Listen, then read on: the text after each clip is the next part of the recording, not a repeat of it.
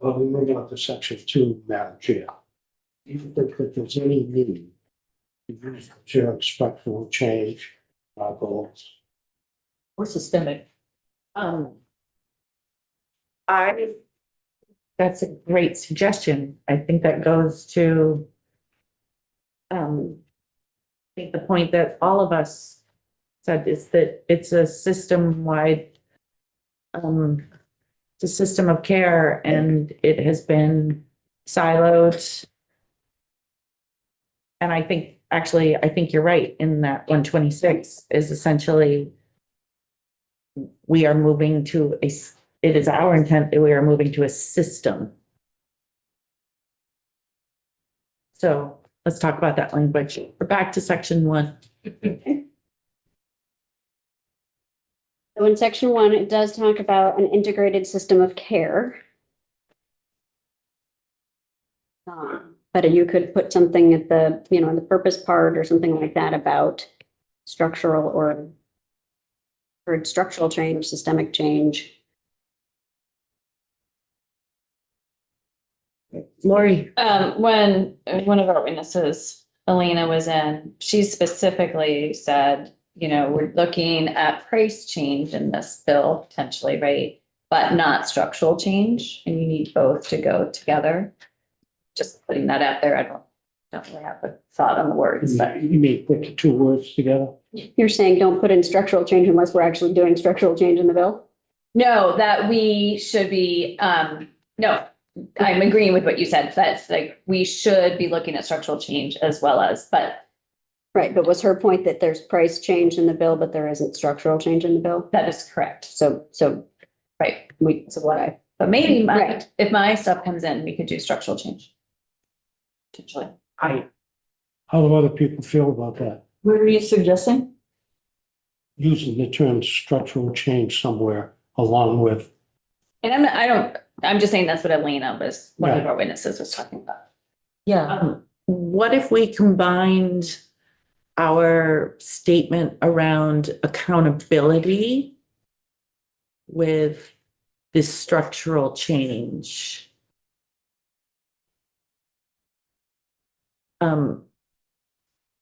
Because I think that we probably will be adding language that changes the structure, and on top of that, we are demanding accountability.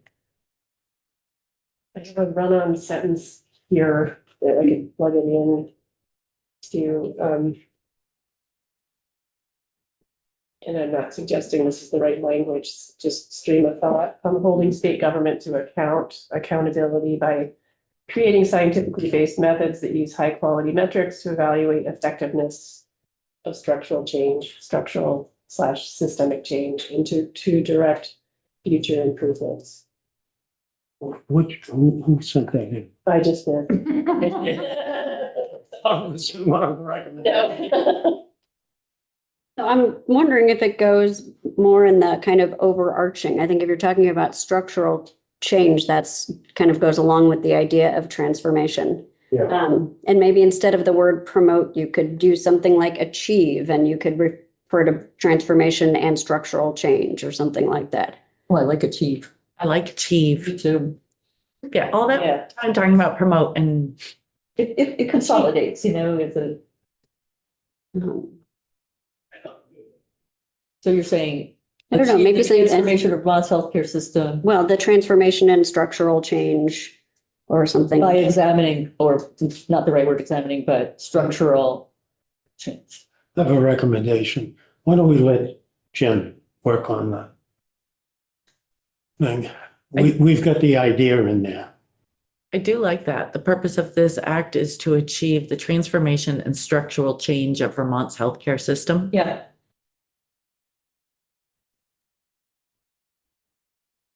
I'm not clear what the structural change piece is. Where is that in the bill?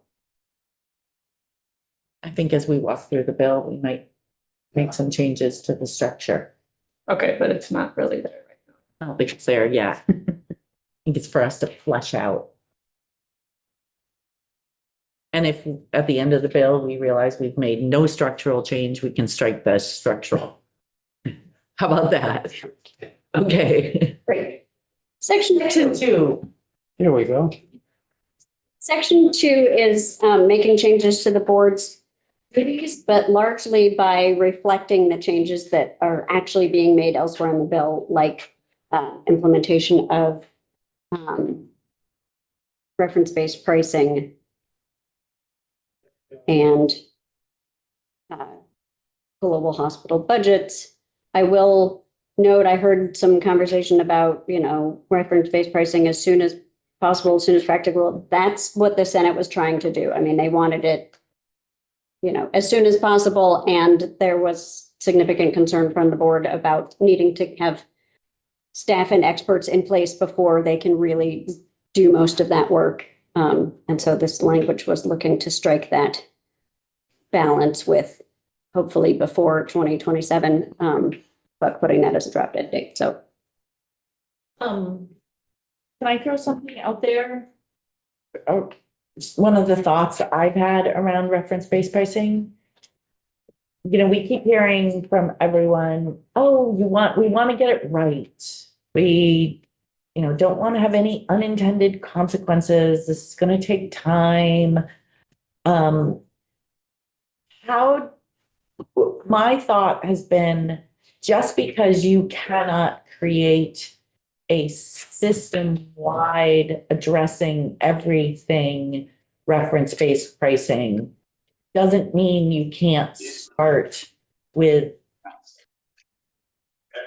small pieces of it. But nothing. Thanks, Frank. That nothing precludes you from, just because you don't have a complete plan already in place doesn't mean you can't start pieces of it. that's why it starts with hospitals and then has the potential to move into other types of care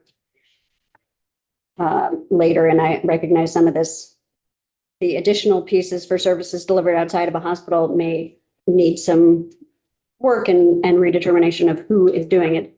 But that is what the structure is to start with hospital services before, as a place to start before looking at implementing elsewhere in the system. You could pick a different way to start if you want to. But I believe that is already, that sort of not trying to do the whole system all at once, but start with a piece of it is in here. Yeah, but they're still looking at a whole hospital.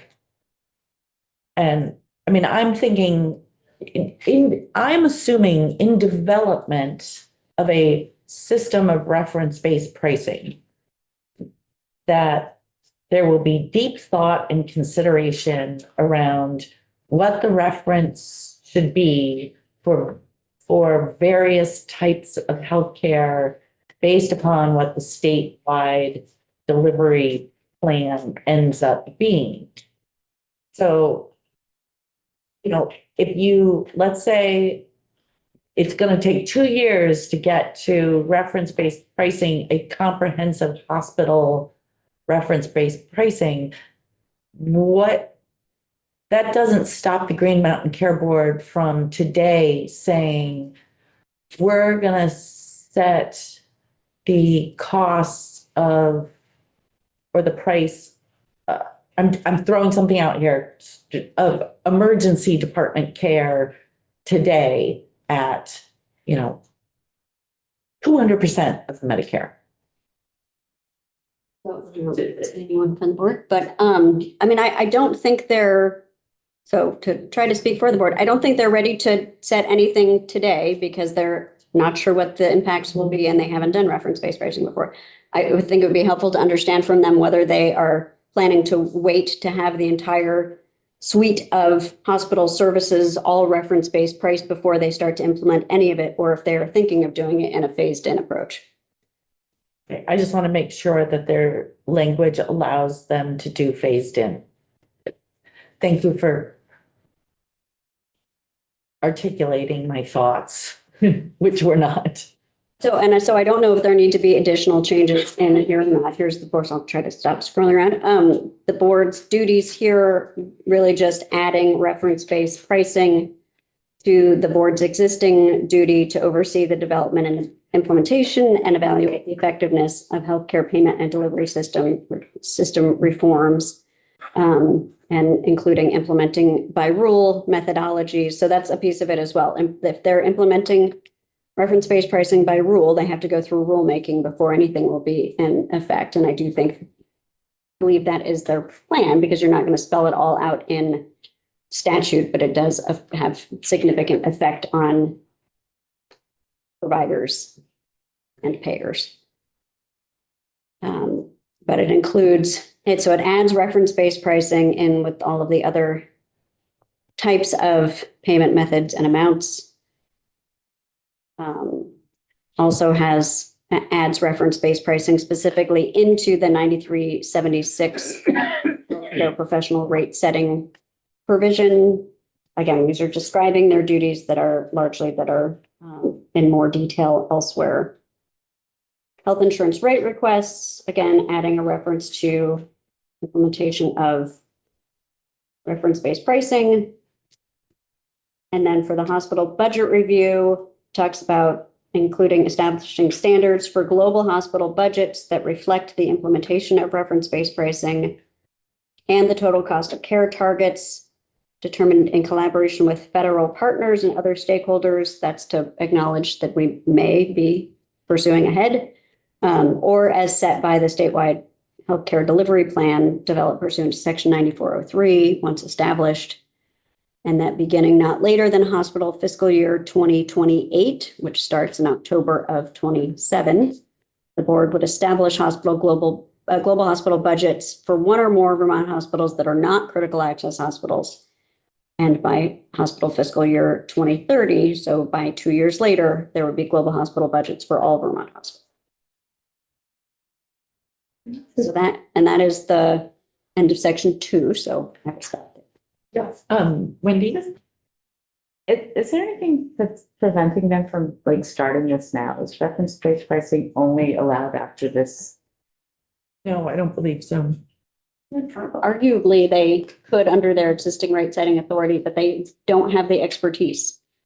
I mean, it's really all about, they're going to have to hire people, they're going to have to contract out to do a lot of analysis to determine what the right benchmark, what the right reference is and the right benchmark for every service.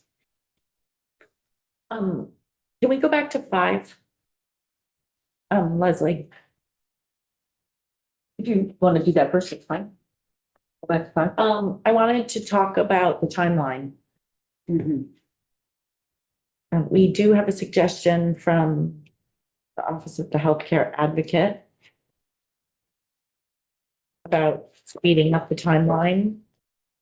And they've recommended language that through the Green Mountain Care Board hospital budget guidance and review process for fiscal year 2026 hospital budgets, Green Mountain Care Board shall utilize reference-based pricing only for non-critical access hospitals. Notwithstanding 18 VSA something, the Green Mountain Care Board shall update the fiscal year 2026 hospital budget guidance to utilize reference-based pricing not later than May 31st, 2025.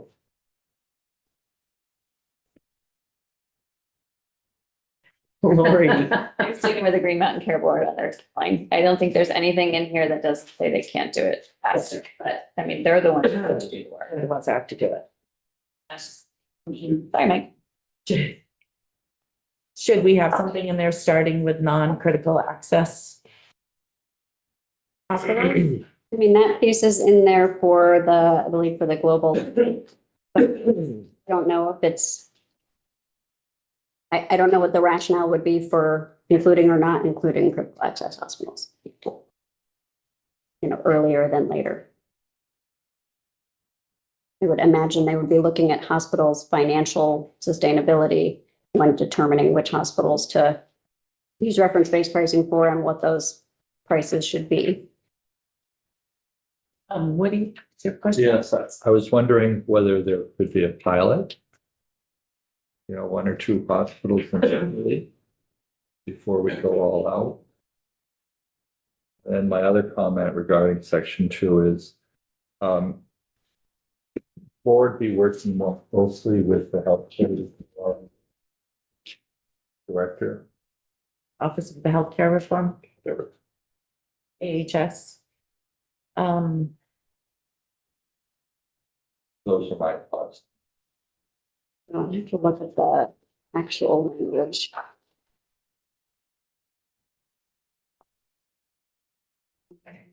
Don't they have to in consultation, Laura? Or no? Just those. Not specifically. I think this is, more in the board's, at least currently, their current statutory duties. It should be working hand in hand, frankly. Well, I think that they are working hand in hand in that as they're developing these, they're supposed to be taking into account the statewide delivery, which is being led by the Agency of Human Services. And I'm assuming, But it does have the board consulting with insurers, hospitals, other healthcare professionals, Office of Healthcare Advocate, and Agency of Human Services on ways to approach it's more detail about reference-based pricing is in section 3. So section 2 is updating the board's duties to reflect what gets spelled out more in sections 3, 4, and 5. Yeah, Woody, I might make a suggestion that they should actually be working with the secretary, rather than the director of healthcare reform, because they have no authority. thanks for reminding us of that, Jen, in that section 2 really just has to do with their duties, but section 3 spells out more how they're supposed to be doing. We might need to make changes to section 2 if you're making changes in some of the other ones, some of the other sections, just to make sure we're accurately reflecting and authorizing or correcting in section 2. Do you want to look at section 3 so we can get more into the Let's do that. reference-based pricing language? If I could just comment on Woody, I think I would prefer not pilots, in that it's just gonna take it so much longer to get any kind of meaningful structural change across. So I'm worried about that. Well, I would argue that if you did a pilot for one particular hospital, you would know, or you'd be able to find out what works, what doesn't.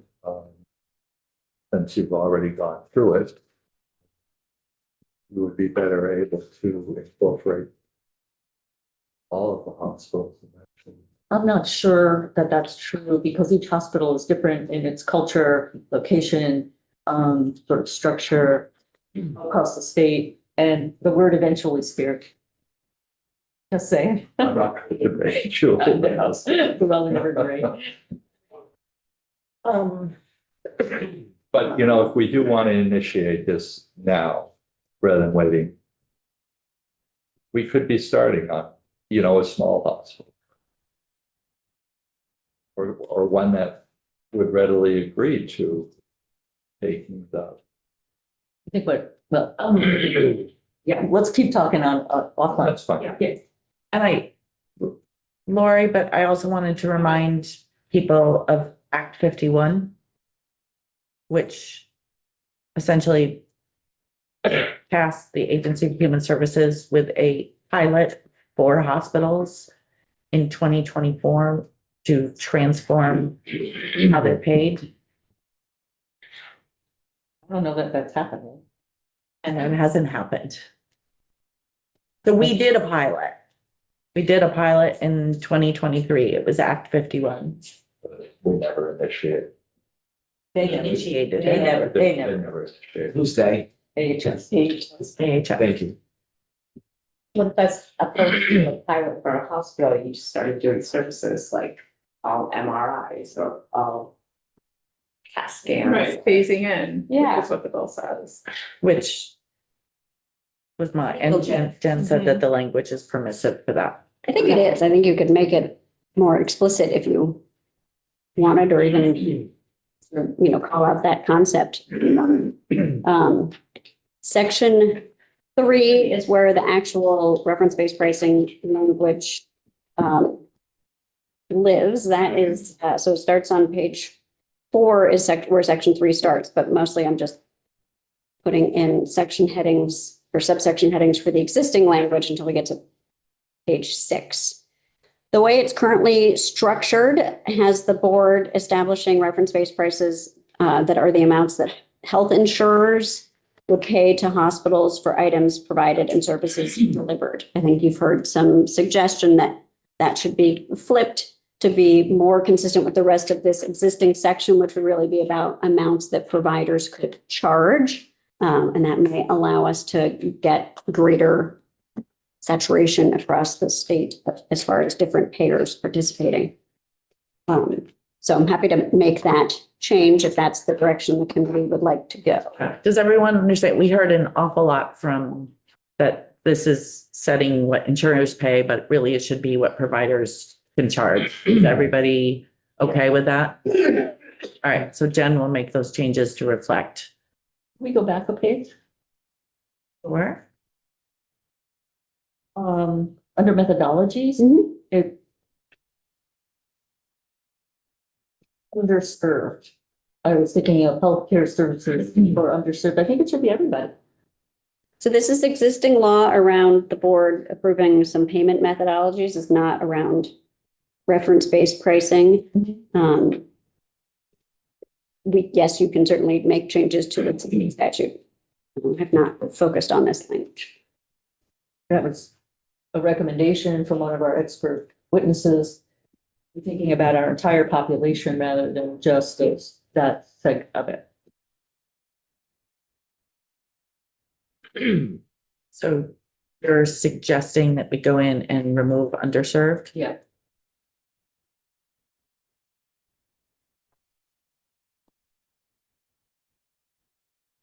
Anyone have thoughts about that? I think we should include everybody.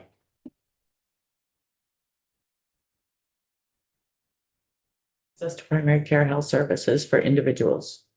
Or how about just for striking we could just- underserved individuals? Well, I think you may just want to take out the whole 4, just have access to primary. Yeah. Encourage Yeah. access to primary healthcare services. Yeah.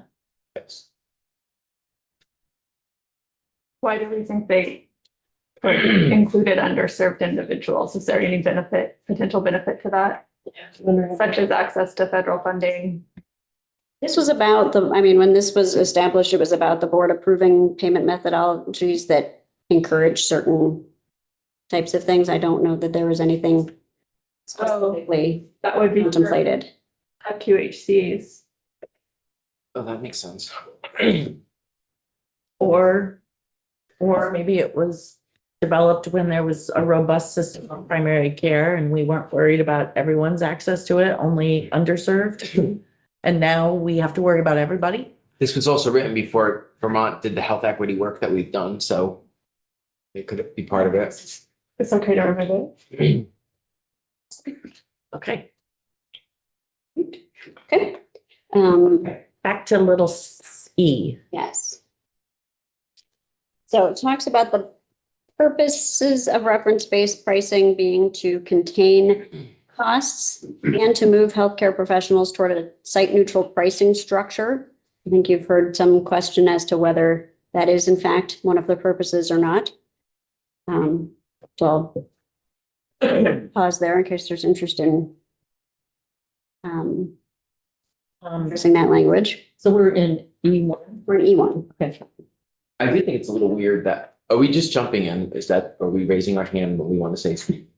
Brian, Okay, I just don't, I don't. Raise the hand, that. yeah, raise a hand, but Yeah. So, Because everyone hasn't, it's been like kind of inconsistent, so, I do think it's weird that it says hospitals in one sentence, but then it says site neutral in the other, and I know that might mean like it doesn't matter which hospital, but the site when you're billing is more than a hospital. Does that make sense? I think it's thinking about reference-based pricing on the broader than just hospital sort of Hey, if that's the line case, okay. level. Yeah. Kind of starting with hospitals. I like that. Okay, I get it now. I get what you, now I see what you're saying. It's saying like it's gonna start with hospitals and then to move healthcare professionals towards a site neutral. So like a social worker who sees someone in a hospital might get paid the same amount that they see them at a clinic or in a home or in the field, et cetera. School, all right. Potentially. Yeah, and I think one of the problems if you talk to providers that are not in a hospital is that the exact same services provided in a hospital have radically different pricing than the same services not in a hospital. So it's asking when the board is considering, or the purpose of the reference-based pricing is also to align and move professionals in the hospital towards a more balanced approach with providers outside the hospital. So there's, yeah. Lori and then Mari. I have a question. I'm not sure if we had testimony on this. I'm not sure if it makes sense, but in this section, I'm sticking to my theme of a system. If we do reference-based pricing, could that mean that a hospital discontinues a service? And could we have the effect that discontinuing that service will affect a hospital over here? And are they, if that's a possibility, do we need to like put in here that they need to look at the, again, the system effects of any changes? I don't know if that's even a thing.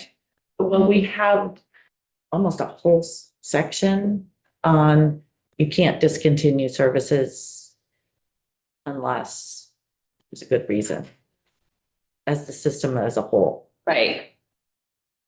Do you want to add into this? All right, so I'll Reiterate that? get to that section.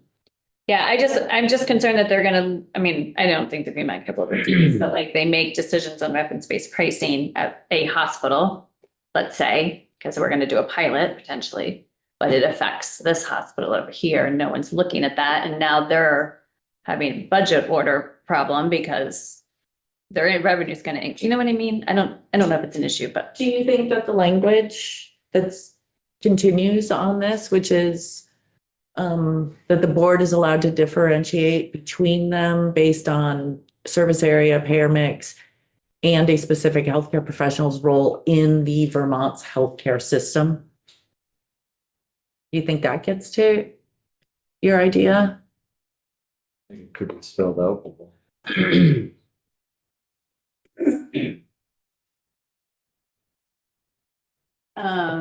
I think it maybe and the effects on other healthcare professionals' role in Vermont's healthcare system. Again, I can table this and come back to it after we go over that other section.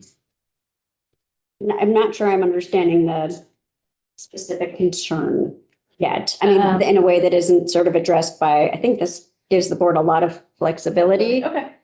And so they may and I don't think they're necessarily establishing the prices and then walking away and leaving that same percentage of Medicare in effect Right. permanently. I mean, I think the idea is to continue to refine as circumstances change. Okay. And we're giving them the authority, we're specifically telling them that they should differentiate for these reasons based upon that particular provider's role within the whole system of care. Should we change Vermont's healthcare system to be more the system of care in Vermont? I think that's what that is. Same thing. But I am just thinking that it may make sense to make, to more specifically say in here somewhere that, you know, they should revisit and change if circumstances are different. I mean, I sort of assumed that's what would happen, but as I'm looking at the language, you know, it says they can change the benchmark. It says they can update prices in the future based on a reasonable rate of growth. But it doesn't necessarily direct them to come back and make sure the reference-based prices they've set continue to make sense for a particular hospital. So we should put something in there. Probably. The accountability piece. In every action has a reaction. Equal and opposite.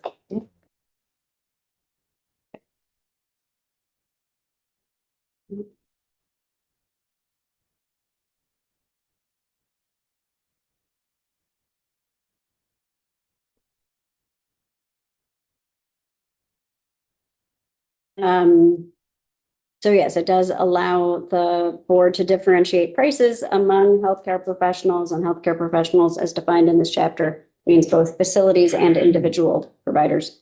Based on factors such as demographics, population health in a given hospital service area, payer mix, acuity, social risk factors, and as we said, a specific healthcare professional's role in Vermont's healthcare system. And then what gets added is. Nothing yet. Oh, I mean, I was gonna add that concept that- later. okay. Is that different? A specific healthcare, I mean, it's there, so I just was, maybe I'm not getting it. What's new? Nothing yet. Later, I'm gonna put that the board needs to revisit and update reference-based prices as appropriate. Oh, elsewhere. Yeah. Okay, got it. Sorry. And it directs the board to consult with health insurers, hospitals, other healthcare professionals as applicable, Office of the Healthcare Advocate, and the Agency of Human Services on ways to approach reference-based pricing in an effort to achieve all payer alignment on design and implementation of the program. Can you just explain what that last piece? And it may to be, achieve it all- may be less necessary if we're flipping it to put it on the provider charge side, but I still think there's going to be some potential, depending on where we are with waivers and otherwise for the state's ability to control what other payers pay. And so at least for the Agency of Human Services part, I feel like that's looking at how to have all payer alignment so that hopefully payers are paying the same or similar amounts as each other. But also the consultation with the other players in the system is, it may be appropriate to back off the specifics about just ways to approach reference-based pricing to achieve all payer alignment. And maybe make that an including ways. So that it's clear that these stakeholders are involved.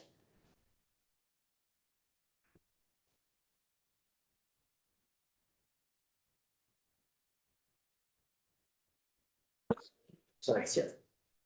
Yeah. Yeah. So does this language help with your concern that the Green Mountain Care Board should not be doing this on their own, but they should be working with AHS in the development?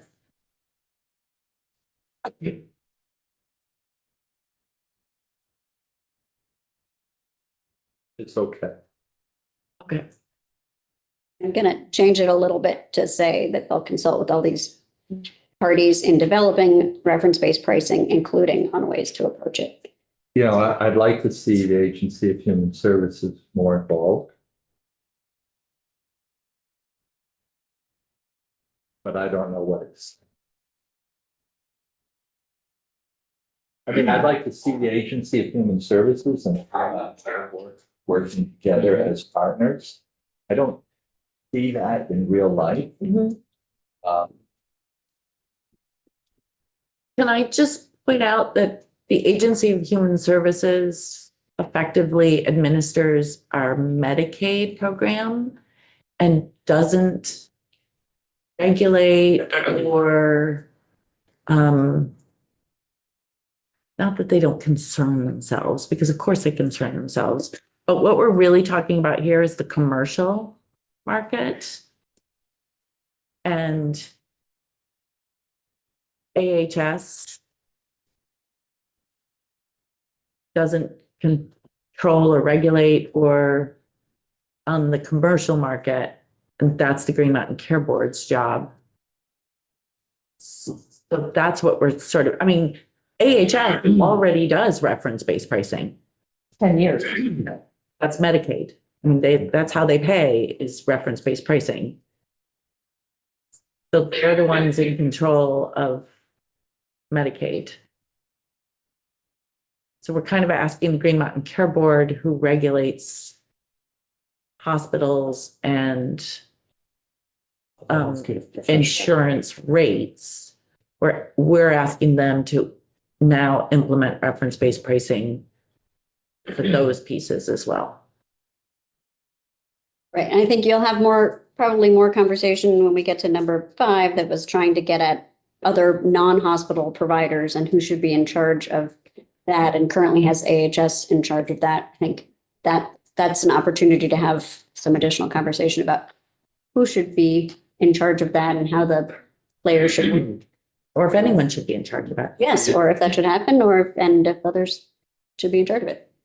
As you said, AHS has had some experience with reference-based pricing and Medicaid. They've done it for 10 years. That experience could assist the Green Mountain Care Board.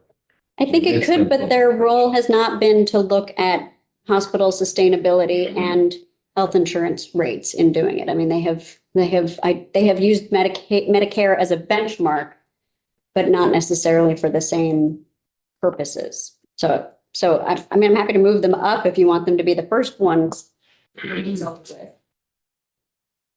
Woody, how does this sound? The board shall consult with the Agency of Human Services on ways to approach reference-based pricing in an effort to achieve all payer alignment on design and implementation of the program. Shall approach, you said? That's what it says already. Shall consult. That's what it says. That's what it says, except without the other people in there. Yeah. I'm taking the other people out, but they're gonna stay in. I'm just referencing the board shall do it. To put them up first. Well, that's what I asked. Do you want them first? I can move them to the head of the list, consult with the Agency of Human Services, and then the others. I think we should do that to make a point. Does it? I mean, it doesn't change behavior.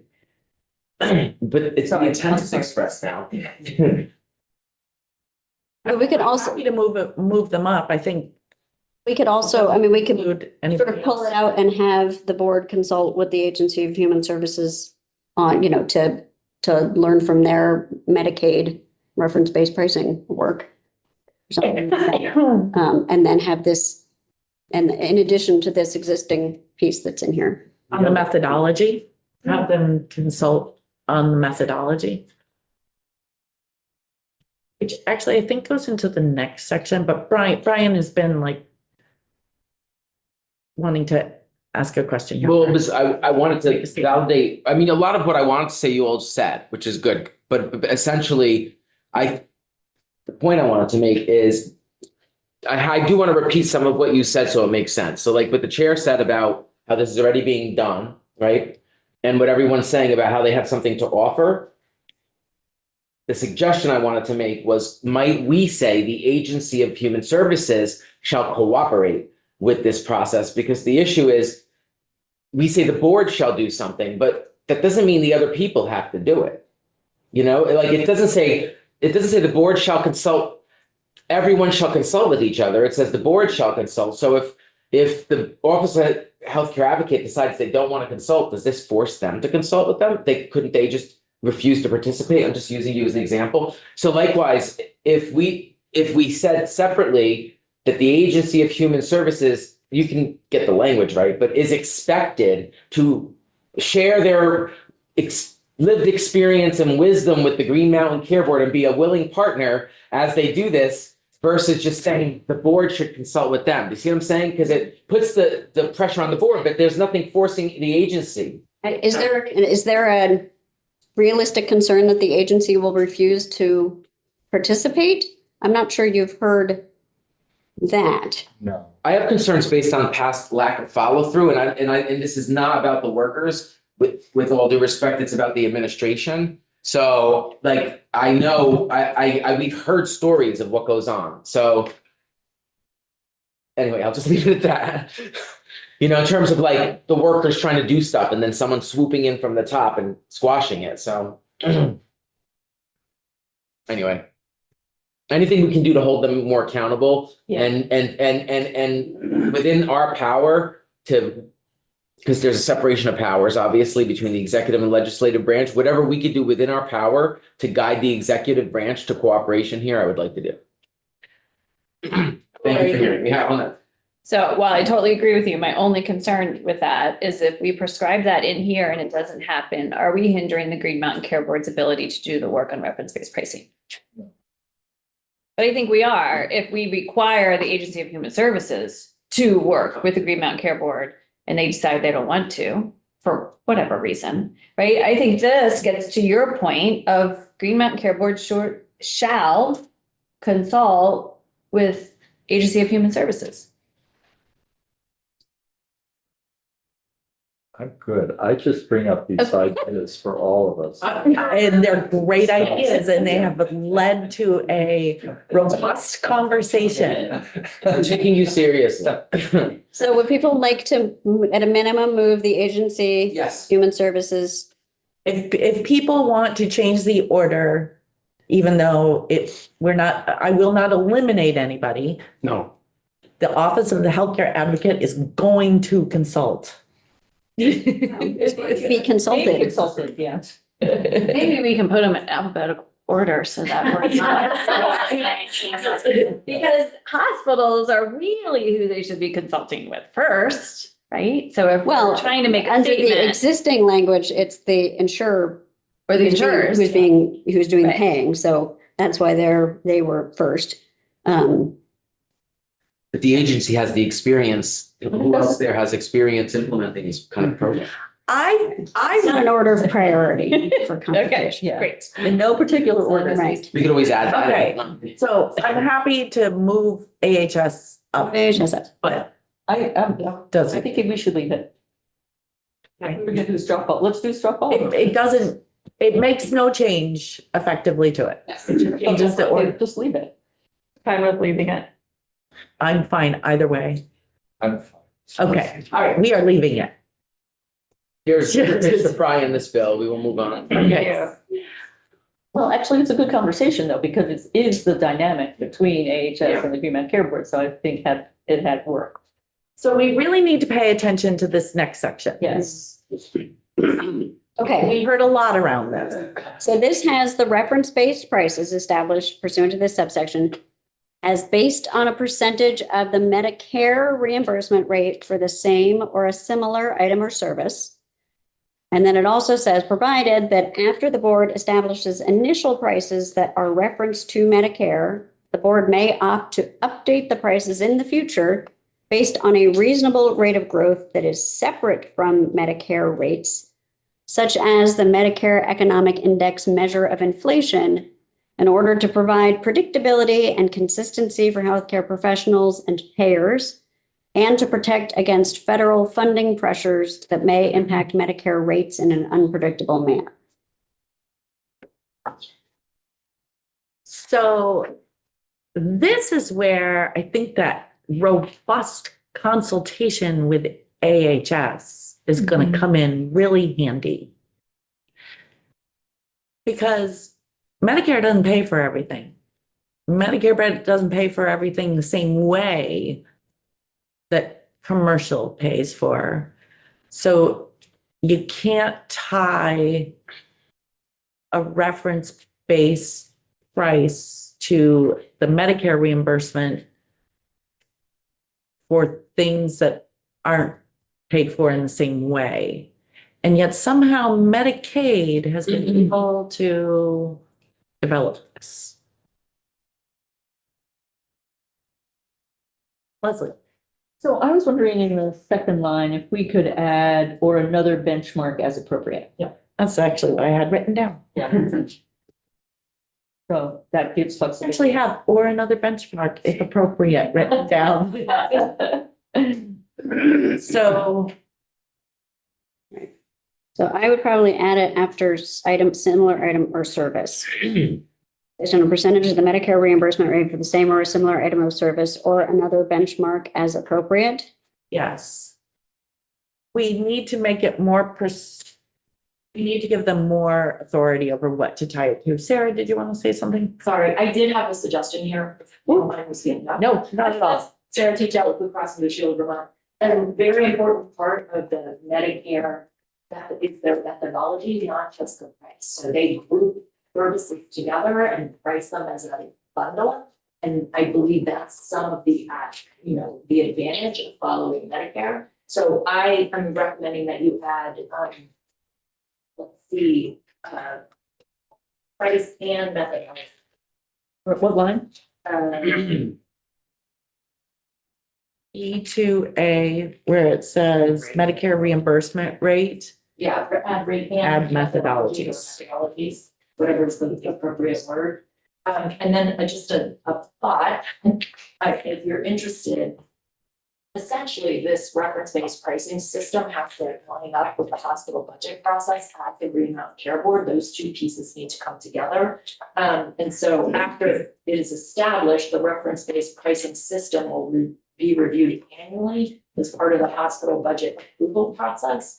That way, when they put out the guidance saying the hospital's got a 3% commercial rate increase, then they would look at the reference-based pricing system based on what Medicare increased the prices for that year and say, did it meet with our hospital budget? So that's a way to bring these systems together. So you're working on them simultaneously. Where would you, I had a different structure than just editing this, but I just had another section. yeah, I mean, I feel like at least that concept gets revisit and update as appropriate concept, but with the more specificity around not just as appropriate, but revisit. Yes. Sarah, can you send me whatever you were thinking? Yes. That's okay. Yeah. And then, okay, That would be great. Okay. This one's appropriate for what you're talking about. great. So, obviously the other problem that we have is that Medicare is at reimbursement rate is at the whim of the Congress and budget neutrality. That's why we have, And so is everybody good with the Medicare economic index? well, or Inflation? such as, I think the Medicare Economic Index measure of inflation, I'm going to look to Jessica, she's the one who had suggested this downstairs, I think is perhaps separate from actual Medicare rate fluctuations. That's why it was selected in here.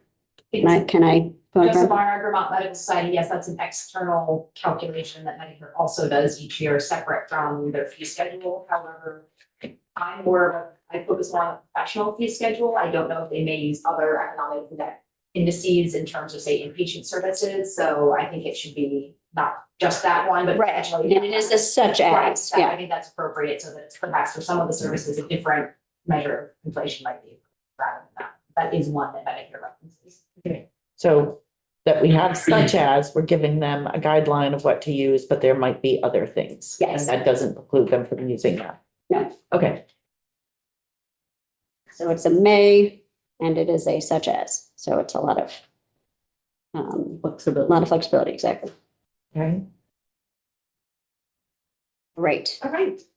Then we have in establishing reference-based prices pursuant to this subsection, the board must consider the composition of the communities served by the hospital, including the health of the population, demographic characteristics, acuity, payer mix, labor costs, social risk factors, and other factors that may affect the costs of providing care in the hospital service area. Some of this is a little bit repetitive with the beginning, although that one is more around the subdivision 1 is describing the purposes of reference-based pricing. while this is directing the board and something to do when they actually establish the reference-based pricing. So I feel like this B is, subdivision 2B is more important if you're going to only keep one. But I don't know if there's anything useful to describe the board's differentiation when we talk about the purposes of reference-based pricing at the beginning of the subsection. I mean, we could literally just say, while allowing the board to differentiate prices among healthcare professionals as appropriate or based on a variety of factors or something, and then actually have it happen Or later. factors mentioned in E1. We could just get rid of, we could have the purpose of reference-based pricing are to contain costs and move healthcare professionals towards a site-neutral pricing structure while also allowing the board to differentiate pricing between healthcare professionals. And just end it there. And then we have in establishing, these are the things you're supposed to be thinking about. Given hospital service area, payer mix, acuity. What does social risk factors even mean? It was, Determinant. yeah, I think it was the extent to which social, and I think we've been trying to use social drivers of health, as opposed to social determinants, just given that, they're not necessarily determinative for an individual, but they may affect health. So yes, I think social risk factors are the kind of social drivers of health factors that may exist in a particular area or in somebody's own family background that may affect their their health and health outcomes. I have Lori and then Brian. And Sarah, were you raising your hand? Okay. Okay, let's, I didn't know if you were wiping the sweat off your brow from it or Lori first. If we get rid of the demographic part, that's fine, but I would like to keep any specific healthcare professional role in Vermont healthcare system. Okay. Makes sense. We add that to the other section so that we reiterate it.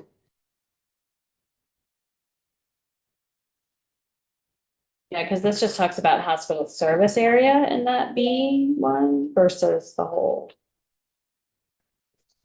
Be great. I think that's appropriate. Yes, I think we want to add it at the end of B, because these are all factors that may affect the costs of providing care. And then that's a sort of a separate concept is, they're going to be the ones. And the system as a whole, or, And right, so we reiterate it twice. system. Well, I think that's still the question. Do you want to And you can take it out of take that one out then. some or all of this? I think you might want to still say allowing the board to differentiate prices, as appropriate, or something that suggests it's not just random. Yeah.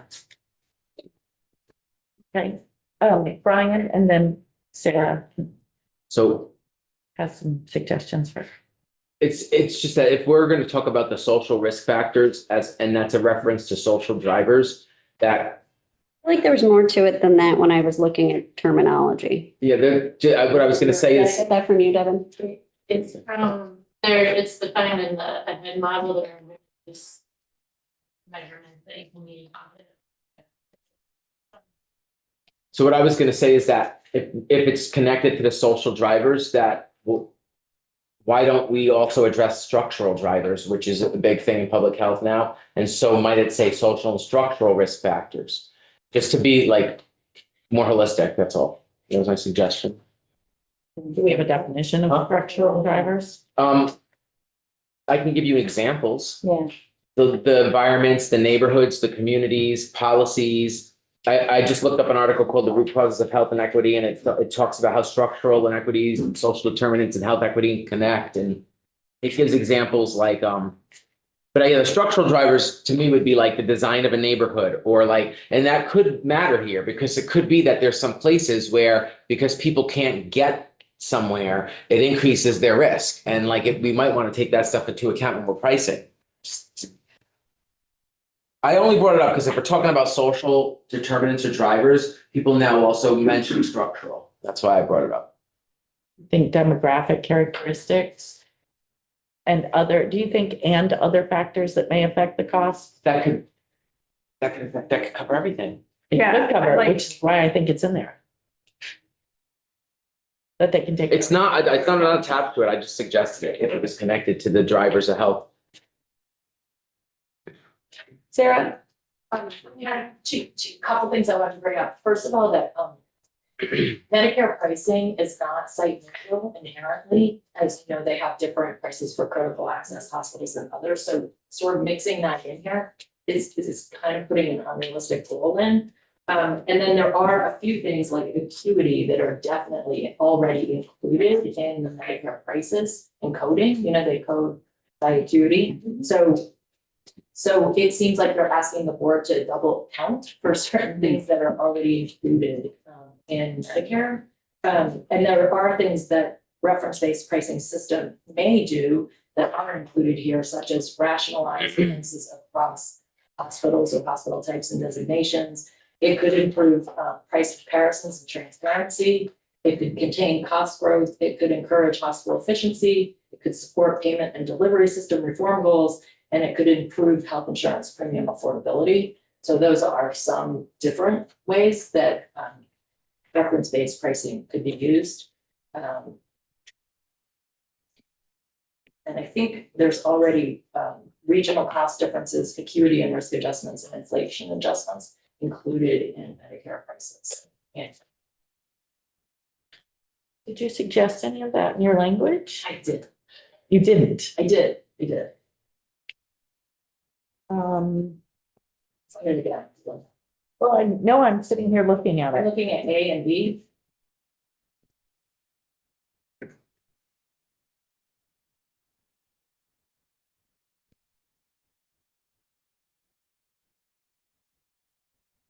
Where are your recommendations? So I in attached, I attached language, sorry.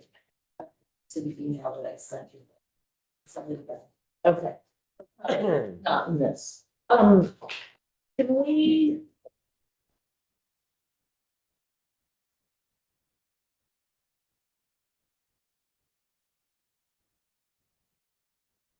I'm sorry, I lost my thread of thought.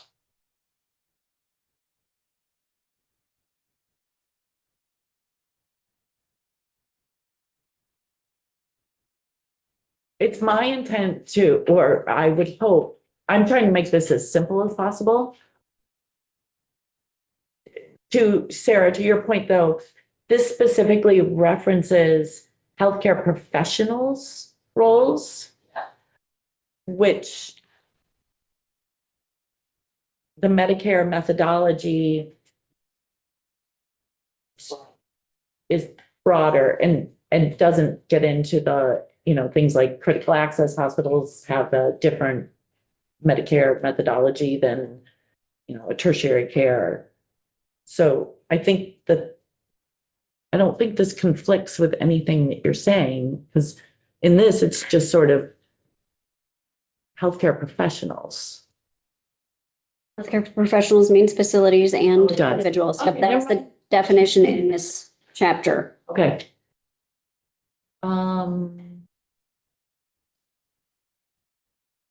Any thoughts from anyone on I this? think- Because at this point, I'm sort of lost. I think we should have someone do a draft of Yeah. this and bring it back to the committee. Yeah, Who's the someone? Yeah, is that someone me or who are you? Sarah, can you do a draft and send it to our legislative council? I mean, is that what you're suggesting that Blue Cross No, proposed? I was They're thinking thinking? committee member do it. I mean, we already have Blue Cross's suggested language. If no one else on the committee wants to do it, I'll do it. Okay. But Daisy, do you want to yeah, sure. get with legislative council and Yeah. come up with some suggested language? All right, let's finish walking through section 3. The problem that we were just discussing, I'm a little confused. We were trying to combine section 2 with section 3 so that they were not duplicative. Duplicative. Do you mean section 2? Well, the language in section 2 around reference-based pricing That- And that- E1 and B, is that what? E1 Right, I think we're looking at, we're all in section 3, and. just in subsection E on reference-based pricing. Mhm. And I think looking at the, yes, E1 and E2B.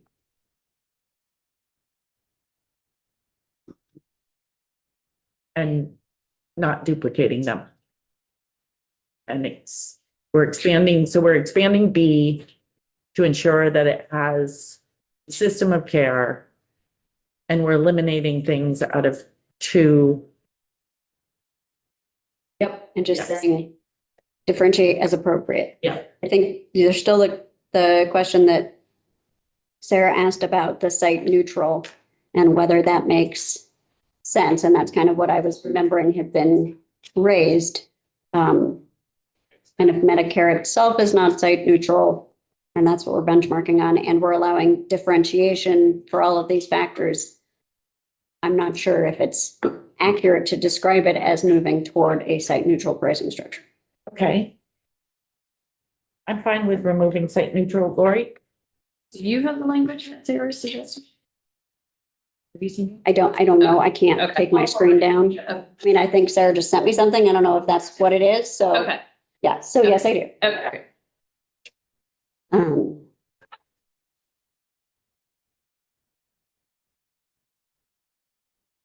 The thing, is that already this, you walk with this, or is that already what you would suggest for this? Okay, all right. Page 7. Or the end of page 7. I think it may make sense to sort of look at, and you know, Sarah gave you a bunch of potential purposes of reference-based pricing. Maybe you want to pick the ones that feel true for the purposes that the committee is recommending reference-based pricing. And I think also remembering that Green Mountain Care Board did testify that they wanted less specificity. Remember that? Yeah. And kind of Right. allowing us to, you know, add on later where we saw that after we learned what we wanted specificity in. Yes, they wanted it not quite to be so prescriptive. Let's move on to just the. Let's see, we are on page 7, line 15. This is around balance billing. We haven't done line 10. Oh, I mean, that's the piece I'm going to be, again, flipping around to make providers, not insure providers charges. it's, you know what, it's 12:01. I was hoping to get there, but we're not gonna get through this, so let's come back to it after floor, Fresh eyes. with fresh eyes. Good night.